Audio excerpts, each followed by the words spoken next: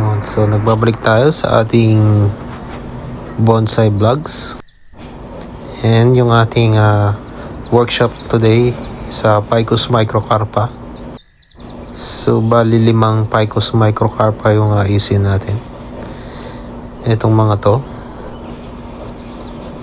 So nag-defoliate tayo ng isang large, tapos 4 na medium na Ficus microcarpa.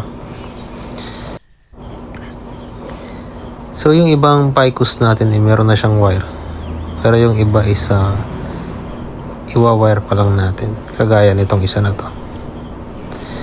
And ito yung large. So dahil sobrang init, binasa muna natin. And itong isa, yung unahin natin yung workshop. So tatanggalin natin yung branch na yan, kasi ay poking siya, nasa harap siya. And pati yung isa yan, tatanggalin din natin yan para makita yung back branch. And ito, babawasan natin tong isang ito kasi masyado siyang mahaba.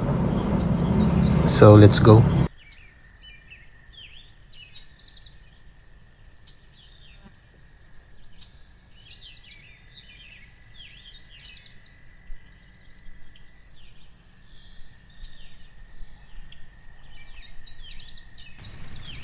So yan, natanggal na natin yung branch. And ito yung branch na natanggal natin. Pwede pa natin itong itanim ulit.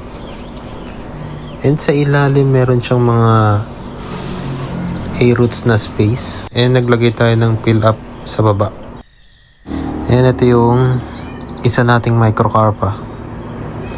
So i-unwire natin to sa mga susunod na araw. And ito na yung ating mga natapos na halaman. So ipagwa-wild natin to ulit ng ilang buwan.